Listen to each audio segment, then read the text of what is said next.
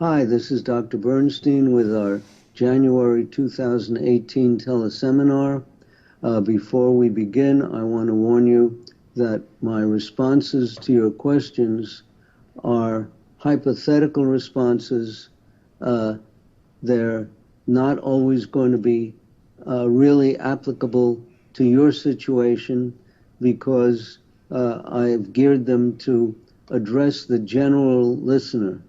I haven't done a physical exam on the writer of the question. I haven't gotten a full history, don't know what medications the person's taking, etc. So there's no way that I can give an adequate, proper medical answer. So these hypothetical answers are just for general interest and to help enhance everyone's understanding of the physiology and even psychology of diabetes. Before we start, we have a brief special subject. Relates to an article in the New York Times the week of this week, which is the week of January 13th. It was in the Tuesday Science Times. There was a brief article on bootlegging blood sugar test strips because they're overpriced. And it reiterated what most of us know already, that the price is excessive. The actual cost to make these test strips is probably under 10 cents each, maybe more like a nickel each, and they're retailing frequently for around $1.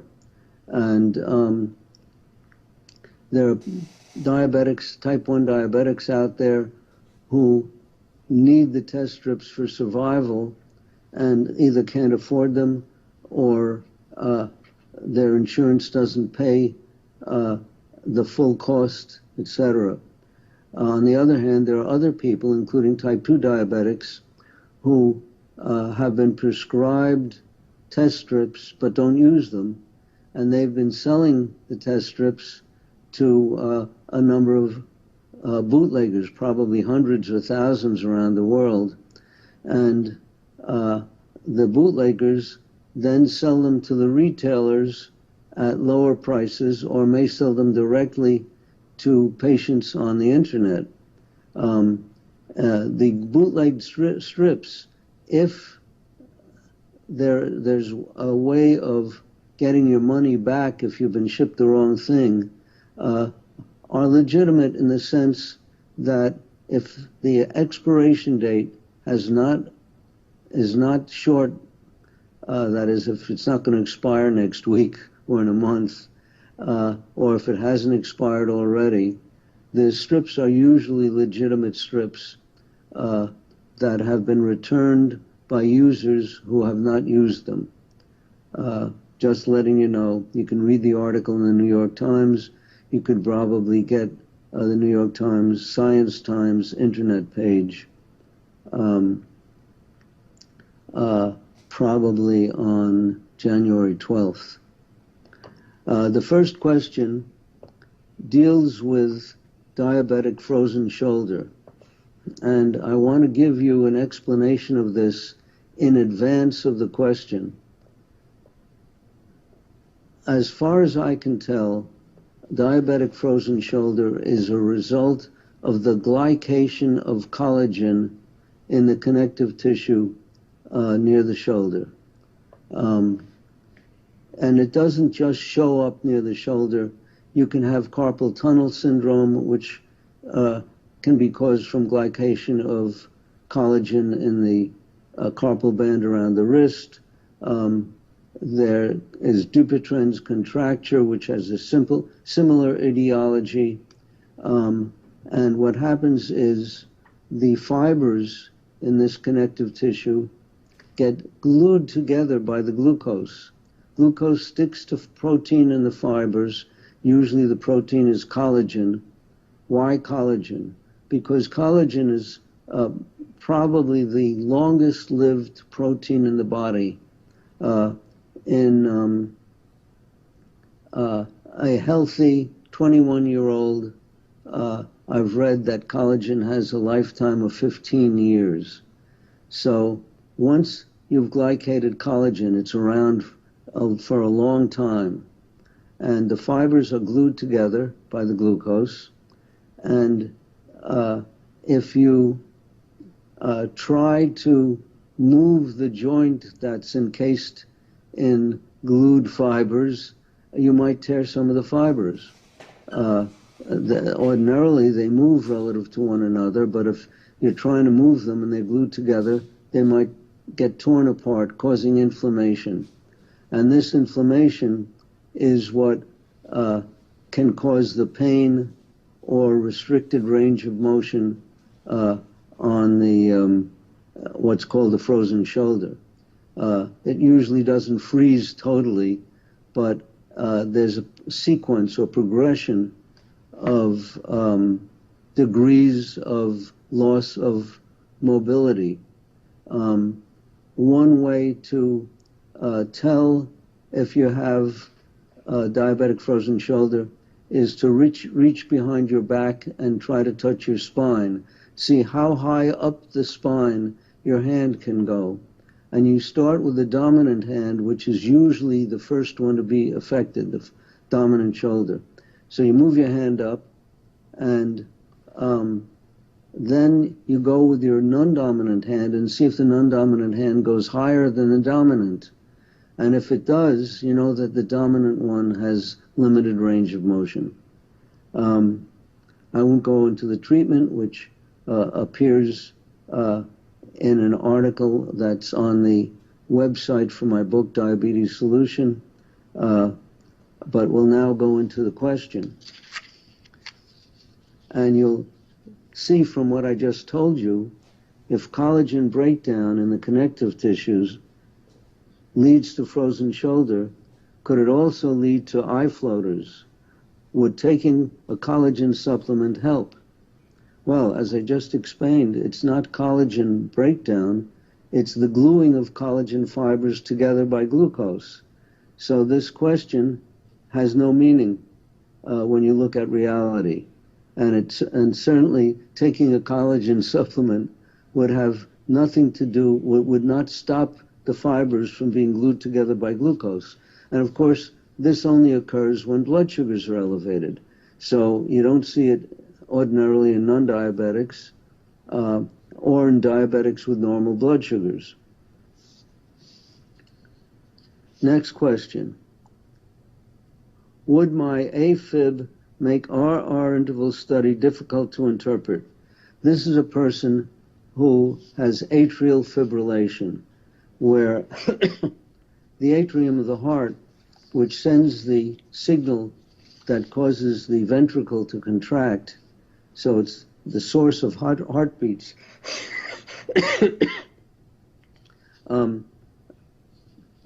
This person's atrium is sending random signals, maybe a steady signal where the heart is contracting erratically and dangerously.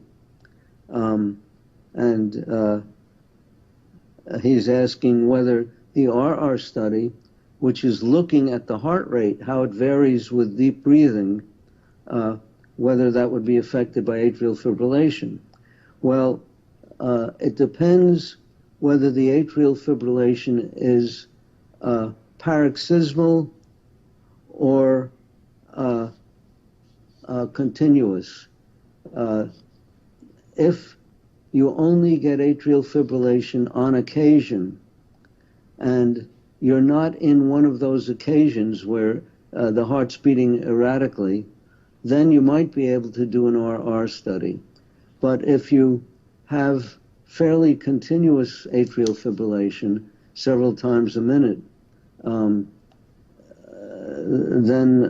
you're not going to get accurate results on the RR study. Likewise, if you're taking the class of drugs called beta blockers, which slow the heart rate, they will screw up the RR study. You can't rely on it if a patient is taking beta blockers which are sometimes given to people after they've had a heart attack, sometimes given to lower blood pressure, and for a variety of reasons. If you have an implanted pacemaker, an electronic pacemaker, you're not going to be able to get interpretable results from an RR study. If you're taking anti-arrhythmic drugs, you won't get interpretable results.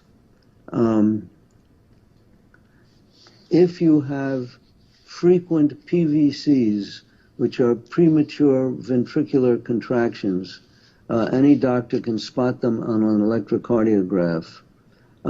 If they're frequent, let's say every 20 seconds or so, you won't be able to interpret the RR study. On the other hand, there are some people, usually over the age of 50, who get PVCs just from the deep breathing. And in a typical case where we have 4 breaths in and out per page, there may be 1 PVC on the page. That rules out 1 full breath in and out. That one you can't count, but the other 3 you can. So we sometimes have to take, usually we do 2 pages for a total of 8 breaths. We might have to do 16 breaths before we get enough breaths without PVCs.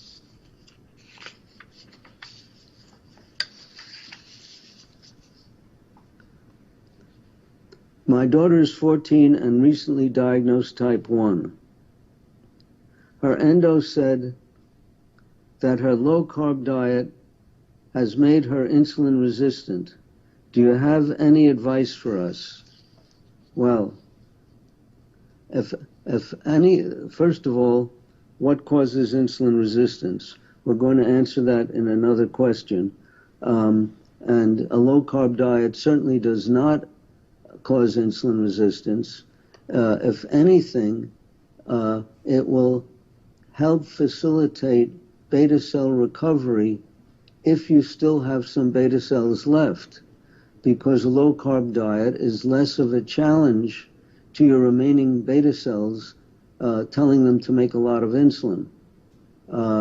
So they're making less insulin, and the antibodies to the beta cells in the pancreas are specifically to insulin made by the beta cells or to GAD, which is a protein on the surface of the vesicles that contain insulin granules, and these vesicles burst at the surface of the beta cell, releasing insulin in the bloodstream. But these vesicles have GAD, which is attacked by the immune system, and if you're not making the vesicles, or you're making very little insulin, there's little of it to be attacked. Whereas if you're getting a lot of carbohydrate, you have to make a lot of insulin to cover it, you're going to be attacked more often and more severely. So if you're newly diagnosed and are still making insulin, you certainly don't want a high carbohydrate diet. And you're asking what advice. I would suggest that you get a family care doctor who will patiently listen to logical arguments. My husband's latest lab presents stage 3 kidney disease. He was told in February 2018 that he was a type 1 diabetic and needed insulin. Prior to that, we thought he was a type 2 and were treating his disease with diet. What can we do to prevent further damage to his kidneys? Is insulin the right treatment for type 2 diabetes? We've read your book. Well, I may have said in the book something that I attributed to Yogi Berra, but I really invented it myself. What works, works. If the insulin works to control blood sugars in type 2 diabetes, then you use it. And almost all of my type 2 diabetics get insulin because I cannot totally normalize their blood sugars with just diet, exercise, and oral agents. I know I have one patient who is a pilot and would lose his license in many states if he were taking insulin. So he has type 2 diabetes, and we're using a number of oral agents, including things like salicylate and some other non-prescription drugs, and we've been quite successful. But otherwise, if he were not a pilot, I'd be using insulin.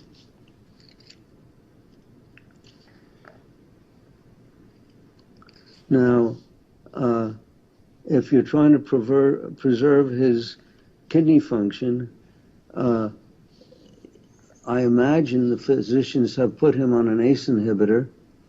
I'm not certain. They may have a reason for not using it. Also, there's good reason to lower his serum fibrinogen level, which is frequently elevated in kidney disease and could make the kidney disease work. So your physicians may want to look at that. My son is 17 years old. He was diagnosed 5 years ago. His A1C is 7.2, which is a average blood sugar of around 188 milligrams per deciliter, which is about 2.5 times normal. He is underweight. How do I calculate how much protein he needs? If I go by his present weight, it probably would not be enough. Should I go by the calculations of Michael and Mary Eads from their book Protein Power? By the way, her name is Mary Dan. Well, I haven't read that book for many years since it first came out, so I don't recall how they calculate it. But the prescription of protein should depend upon your body weight, your height, and also how much exercise you get. Also, if you're growing, a growing child needs much more protein than an adult, and this 17-year-old may still be growing. If he's exercising, he wants to build muscle, so he's going to need protein to build muscle.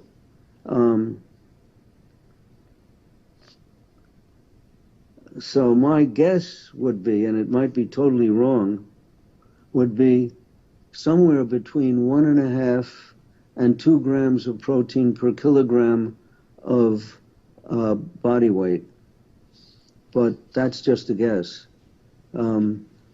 What I usually do is make my guess first, then suggest to the patient, this is how many ounces you'd be eating at each meal, and I'd show them samples of protein products of the ounce size that I discuss, and I'd ask them if they think that's too much or too little. And I go by what the patient thinks he can handle. And then we try it out. And some people, I'll never get it perfect the right time, so the initial estimate usually is wrong, because people will say to me, I'm getting too much protein for breakfast. That just happened to me yesterday with a young patient. We had to cut out 3 ounces of protein from his breakfast. Or I'm not getting enough for lunch. I'm getting hungry in the afternoon. So we had to add some to his lunch. So it's a trial and error. You don't give a person more than they can handle, and you don't want to starve them. What's your definition of the normal range of postprandial glucose. To me, it's the same as preprandial. Now, how on earth did I come up with that? I took a look at my guess of what our ancestors ate and how much and so on. Well, we know from historical evidence, archaeological evidence, that before the advent of agriculture, our ancestors ate almost exclusively living creatures, and therefore did not eat much in the way of plants. They may have been able to scavenge a few edible roots or leaves. There were not the sweet fruits that have been deliberately cultivated in modern times, so they had very little carbohydrate. And if they were not diabetic, which is likely, their blood sugars, given only protein, and usually not necessarily huge amounts, their blood sugars probably did not go up after a meal. Remember, they're non-diabetic. So my ideal target is to not go up after a meal, to keep your blood sugar the same before, during, and after a meal. And if you spoke to any of my patients, when we review their blood sugars, we're looking before a meal, and we're looking an hour and 2 hours after the meal, and we're also looking before the next meal. And we're trying to have no change. And with many of them, with most of them, we have very little change, maybe in extreme cases 5 or 10 milligrams per deciliter. So ideally, we're looking for no change after meals. What causes insulin resistance? Well, first of all, there's mesenteric fat. That's fat that surrounds your intestines, not the fat that you could grab on the outside of your belly. Elevated blood sugars cause insulin resistance. So people who, type 1 diabetics who have to inject insulin, will require much more insulin to get, let's say, a blood sugar of 650 down to 600 than they would to get a 150 down to 100. So even though you're only dropping by 50 milligrams per deciliter, you need much more insulin if your blood sugar is higher.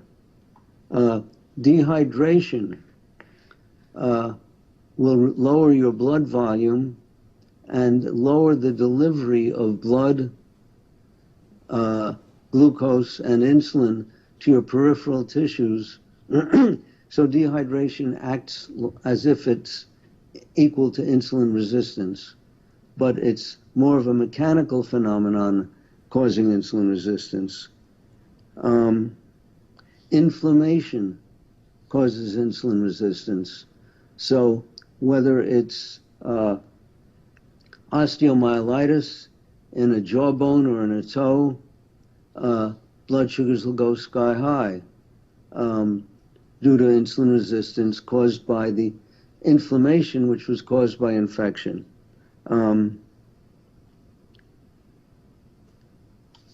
Many medications will cause insulin resistance, such as steroids, certain supplements,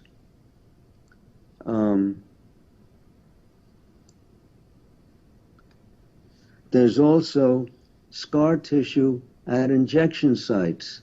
Now, can you call that insulin resistance? I've found that most people who have come in here who are using insulin pumps are pumping in a lot of insulin because it's not getting absorbed because they're pumping it into scar tissue. So one can say that scar tissue causes insulin resistance. There are probably a number of other causes of insulin resistance that I haven't even thought of.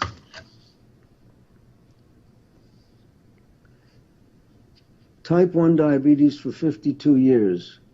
Currently takes Levemir twice daily for basal insulin, according to your book. I have heard you say on your webcast that you take Tresiba. Is the timing and dosing the same as Levemir? If so, is there an advantage to switching to Tresiba? You ask if there's an advantage to Tresiba. Tresiba is the longest acting insulin that we have currently. Therefore, I prefer it for all type 1 diabetics, and even for type 2s who need a basal insulin. For many people, we still must take it twice a day. The type 2s frequently can get away with taking it at bedtime and on arising in the morning. But type 1s, like me, have to take it at bedtime and about 6 hours later. So maybe 2 hours before you get up in the morning, maybe 3 hours before you get up in the morning, so that you end up with 2 basal insulins working when you arise in the morning to offset the dawn phenomenon. Sort of complicated, but that's life. The only advantage to insulin pumps is that you don't have to get up 6 hours after your bedtime shot to take another shot. You could set the timer on the pump to increase the basal rate. Trouble is that even doing that will not give normal blood sugars over the long term.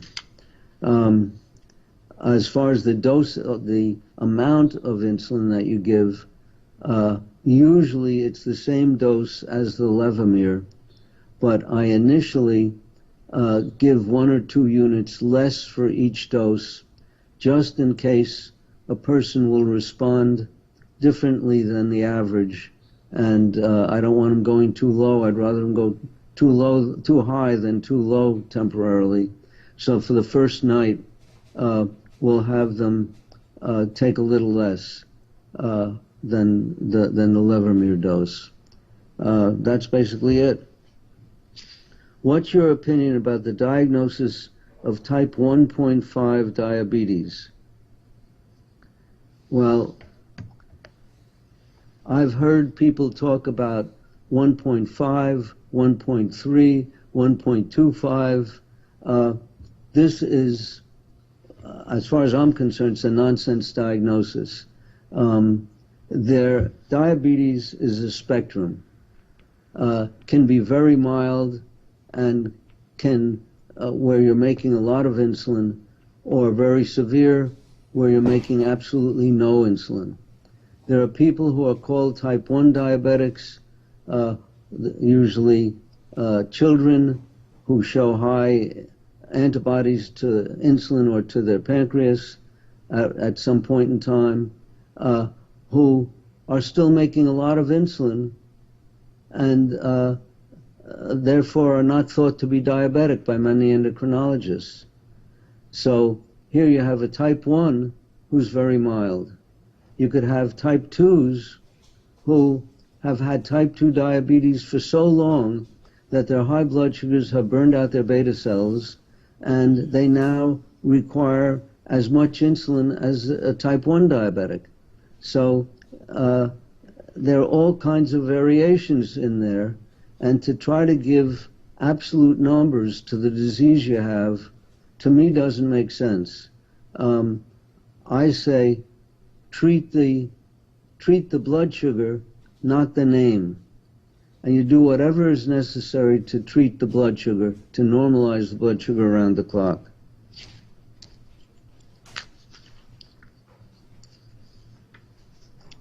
What does it mean when a diabetic has blood in the urine? Well, for the most part, it would mean the same thing as it would for a non-diabetic who has blood in the urine.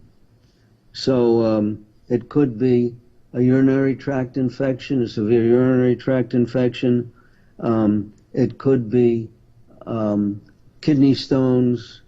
It could be that the patient's taking anticoagulants. It could be a tumor. If you look on the internet for blood in the urine, you might get 50 different causes. So I cannot think offhand of anything that would be unique to diabetes, although diabetics do get more urinary tract infections than non-diabetics. Yes or no on sucralose? In your book you say no, but one of the recipes uses it in the diet book. Well,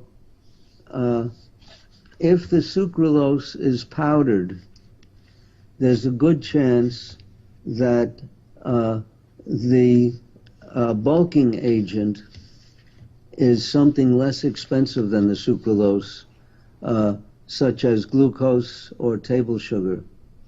Might even be lactose, might be fructose.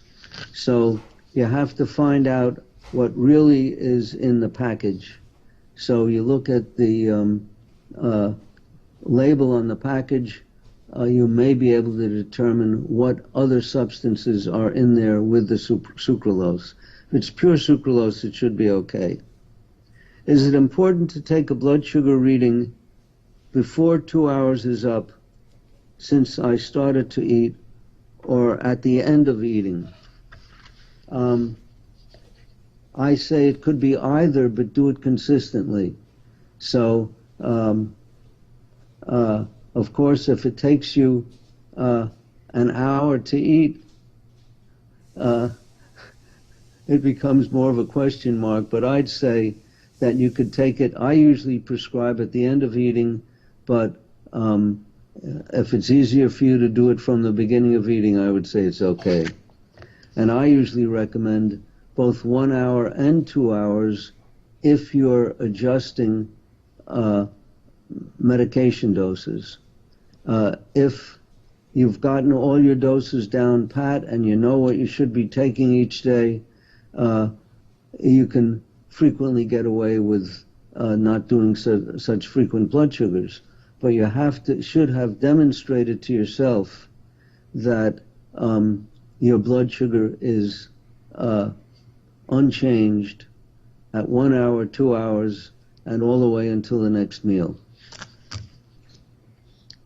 Can I share my lancet with a friend or not? Well, if you both are exchanging fluids on a continuous basis, the lancet probably won't do any harm if you if you have a disease, you've probably already given it to your friend.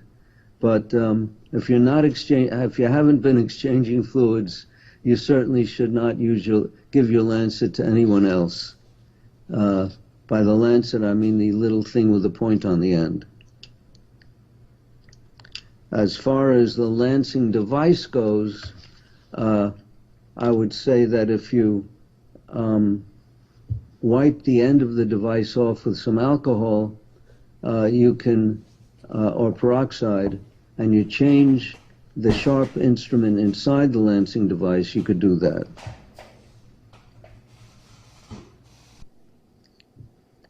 Can you take Trojero insulin twice a day? I'm taking 10 units at night, but it's not enough to get good numbers. Well, first of all, I'm reluctant to recommend Trojero insulin at all because it is Lantus insulin, highly concentrated, 300 units per cc, triple the concentration of ordinary Lantus. So you'd have to be very obese and very insulin resistant to justify taking such concentrated insulin. The big problem for most slimmer people is that it'll be very hard to measure a small amount. uh, because it's so concentrated. Now, also there's the problem that Lantus has 165 times the affinity for IGF-1 receptors on cancer cells that other insulins have. So, and insulin acts as a growth factor for cancer cells, so you can be stimulating the growth of cancer cells if you take Lantus. And there's a lot of controversy on this subject. So, if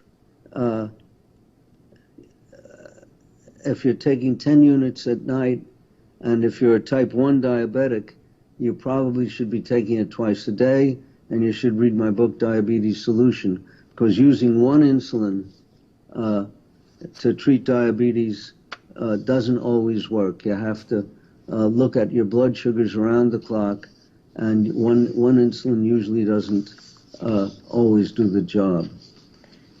You may need pre-meal insulin also, rapid-acting insulin.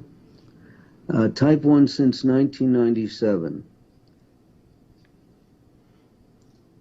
Celiac disease confirmed in 2012. Many years of diarrhea. IgA immunodeficiency and lactose intolerance. Irritable bowel syndrome and gastroparesis. 2 years on a low-carb, high-protein diet. Lowest achieved A1C is 6.8. That's an average blood sugar of about 170. My endocrinologist says it's impossible for celiac diabetics to have A1C lower than 7 because of different absorption of glucose in the small intestine. Is this true? First of all, if you have a low IgA, I seriously question whether you have celiac disease, because a low serum IgA can cause severe diarrhea. And it's treatable. It's treatable with gamma globulin. So before I would say that you give up on your elevated A1C, I would say that you get an immunoglobulin profile and that you see an immunologist and find out whether you should be getting gamma globulin. And then if you do, does the diarrhea go away? But on the other hand, there's still the gastroparesis, and it's a big job to treat the gastroparesis. Now, I have many people on who have gastroparesis, many patients, and their problem is that they can't get their A1C under 5. So getting under 6.8, if all you have is gastroparesis, is possible if you do all the treatments for gastroparesis. And we have a whole chapter on that in my book. So I advise you to read Diabetes Solution. I think there's a whole chapter, but I'm not sure. We do discuss it at great length.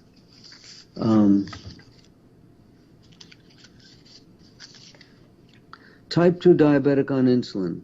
Since getting your book, I've been able to lower my A1C from 7.4 to 5.2, and I'm having trouble getting the rest of the way. My doctor is ecstatic, but I want to go all the way to 4.4. My doctor says it's close to impossible without a continuous glucose monitor. What do you think, and have you ever used one? Well, I have one on me right now. I've had it on for, I guess, at least 2 years. And I think that if you're getting your A1C under 5, it's very wise. In fact, I recommend it for all type 1 diabetics. There are tricks to using it, which we've discussed in the past. you look at my videos, there are probably several about the use of continuous glucose monitors, and I highly recommend it. I also recommend right now that the only one that gives alarms and is accurate, that is both gives alarms and is accurate, is the Dexcom, and I prefer the Dexcom 5 right now. Please comment on the new insulin pen by Companion called InPen, 0.5 unit dosing. Only main problem I see is we cannot get regular insulin. Note, Levemir is sold in Canada and Europe as pen-fill cartridges for the half-unit pens. Well, in the USA, there's a Humalog pen made by Lilly that gives half-unit doses. And I have a number of patients who, either because they don't want to wear reading glasses for setting insulin doses, or just find it more convenient to use a pen, are using the Humalog pen, but with regular cartridges. Now, how do they get that? You could do it yourself and buy some Humalog cartridges, draw out the Humalog with a big syringe, and replace it with regular with a big syringe. Or you can ask a compounding chemist to do the same thing for you. I have several patients who do that. They find it a lot more convenient than using a syringe with half-unit markings. So you can do that, but of course you're throwing away insulin, and it's nowadays pretty expensive to throw away the Humalog insulin. And you have the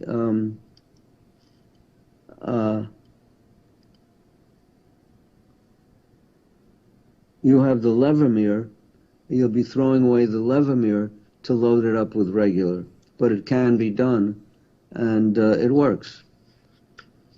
One problem with regular. I should have included this as a special subject.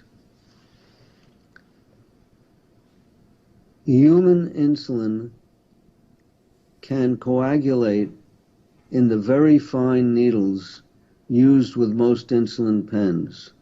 So if you have an insulin pen and are using a 31 gauge needle, it could be that 10 hours later, the insulin that's sitting in the needle has totally coagulated and will not allow you to squirt out any more insulin, so you have to throw the needle away. And if you're not checking your needle before each use, you might be injecting nothing, thinking you're getting a shot, but your blood sugars are going to go up. If you're injecting regular insulin for a meal and nothing's coming out, your blood sugars will go up. So be very careful. This is a very important problem and must be dealt with continually.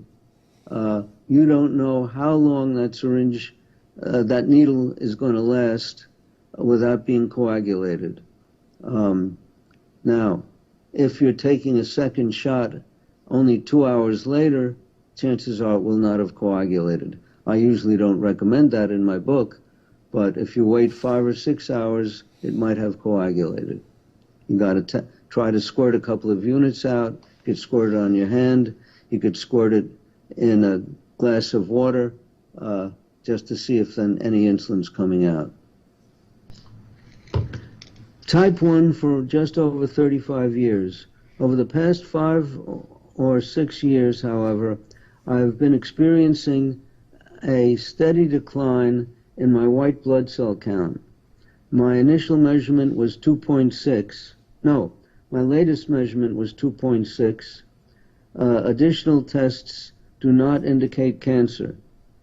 So I guess he wants to know why.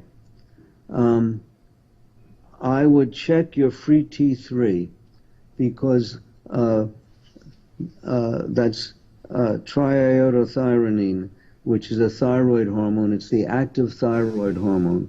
If thyroid function is low, white cell count can drop. You can also see a hematologist if your free T3 is mid-normal, because you may have some immunologic deficiency. You might also want to check your immunoglobulin levels, IgG, IgA, IgM, and if any of those are very low, you should be treated by an immunologist. So I don't think it's from the diabetes. I think you have to look elsewhere. And if your free T3 is normal, you must see a hematologist initially.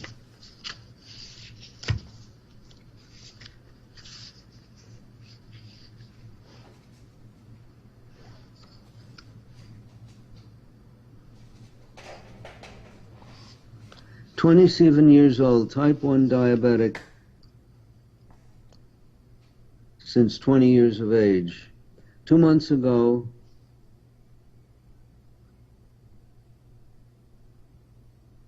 blood sugars jumped up.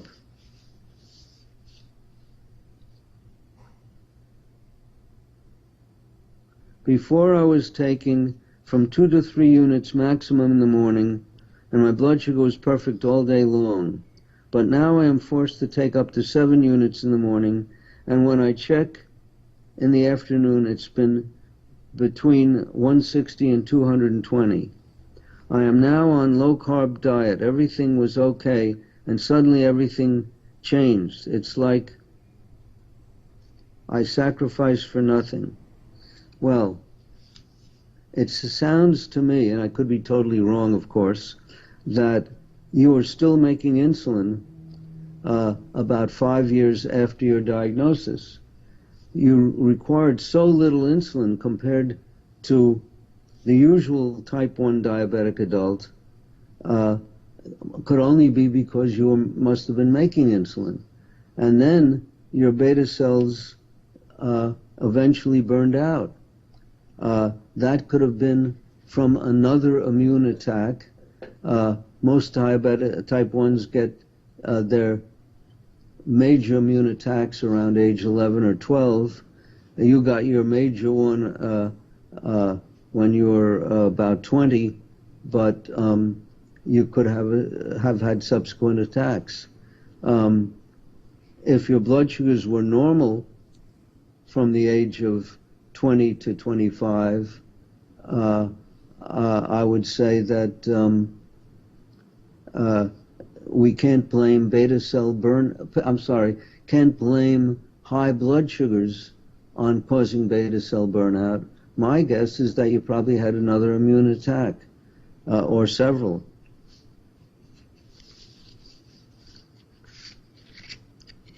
And you now have to be treated like more of a full type 1 diabetic. Intramuscular injections. Insulin is a growth hormone. Are there any studies done about the response or reaction that goes on upon injecting directly into the muscle? Well, I have pretty good deltoid muscles, but that's because I do deltoid exercises. I do exercises for my triceps and my biceps also. I've been giving intramuscular injections, I guess, since 1970, maybe even prior. It's a long time, and it's not made.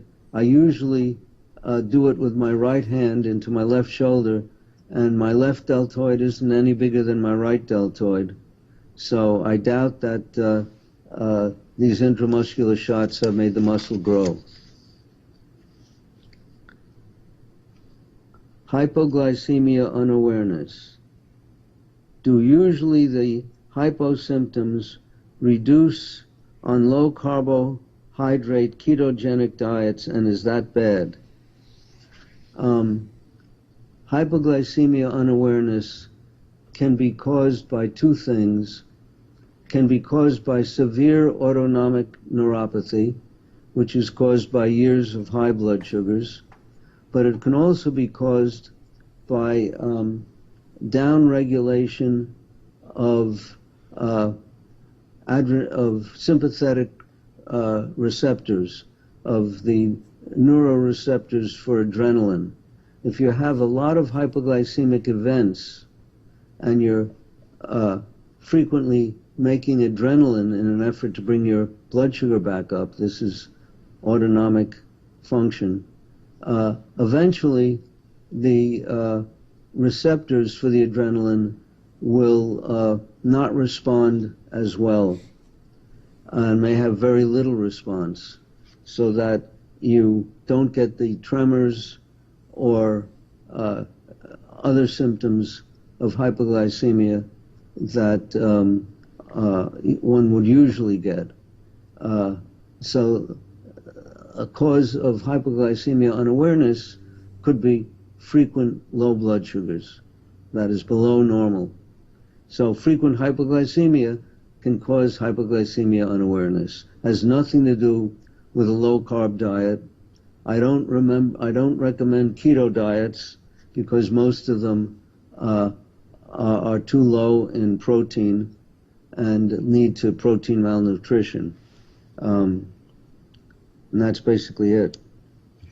My daughter recently diagnosed type 1. Now my husband was just told he's pre-diabetic. He exercises 5 to 6 days a week, is not overweight.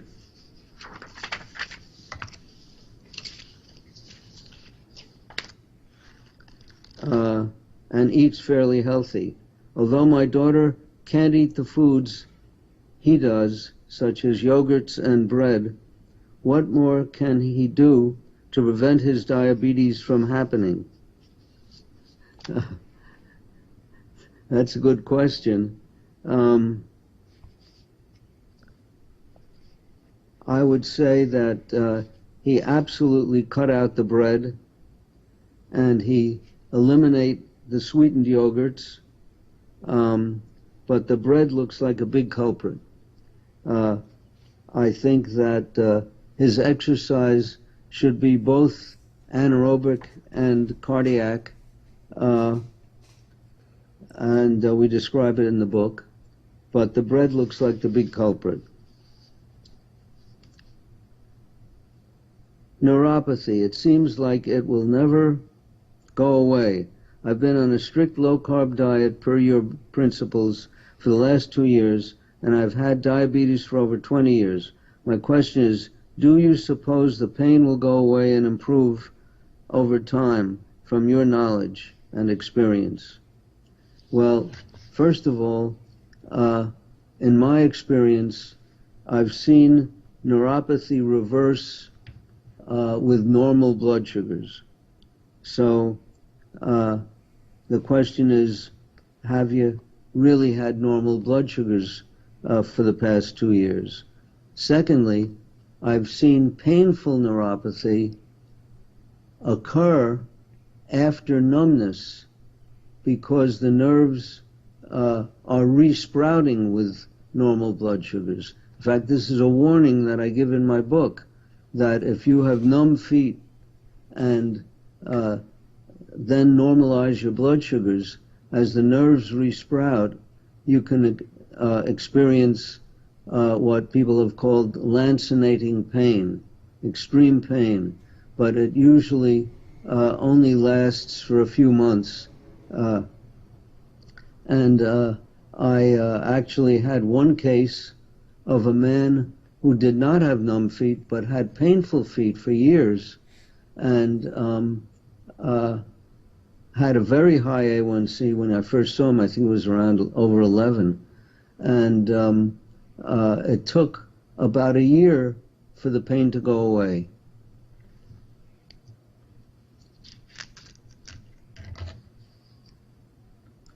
It seems harder to navigate my blood sugar levels on my menstrual cycle. Can you elaborate and assist? I think I've mentioned this in my book. There are two things that we try. Glucophage XR, that's the long-acting metformin, frequently stabilizes blood sugars in people who have premenstrual syndrome. Usually, typical situation, 1 week before menses, this month the blood sugars may go up, next month they may go down. It becomes sort of unpredictable, and the glucophage XR has frequently stabilized that. If it does not stabilize that, I recommend you visit a reproductive endocrinologist who can prescribe birth control pills that will stop the periods. You take the pills for 11 months and then allow a breakthrough period on the 12th month, so you'll have unpredictable blood sugars on the 12th month, but the prior 11 months you'll have predictable blood sugars.